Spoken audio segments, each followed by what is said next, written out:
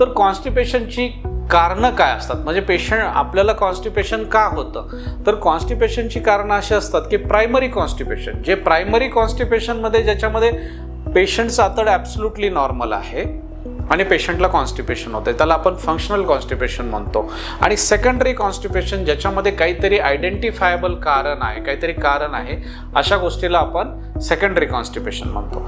तर सेकंडरी कॉन्स्टिपेशनमध्ये काय असतं, युजली हे ओल्ड एजमध्ये होतं, ज्याच्यामध्ये आतडं छोटं होणं, संडासची जागा छोटं होणं, त्याच्यानंतर काही मेडिकेशन्स आहेत ज्याच्यामुळं की पेशंटला कॉन्स्टिपेशन होतं.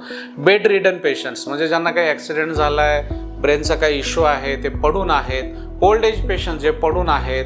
त्याच्यानंतरचे जे पेशंट्स आहेत की ज्याच्यामध्ये पेशंट वेगवेगळी औषधं घेतोय आणि त्या औषधांमुळे त्याला कॉन्स्टिपेशन होतंय. आतड्याचा कॅन्सर किंवा आतड्याला असणारी गाठ याच्यामुळे सुद्धा कॉन्स्टिपेशन होतं, याला आपण सेकंडरी कॉन्स्टिपेशन म्हणतो. प्रायमरी कॉन्स्टिपेशनमध्ये आतडं चांगलं असतं, आतडं दिसायला एकदम नॉर्मल असतं, फक्त आतड्याची जी मुवमेंट आहे, आतड्याची जी संडास हँडल करायची प्रक्रिया आहे, ही प्रक्रिया डिस्टर्ब झालेली असते आणि ती प्रक्रिया डिस्टर्ब झाल्यामुळे पेशंटला संडास होत नाही, त्याला आपण प्रायमरी कॉन्स्टिपेशन म्हणतो.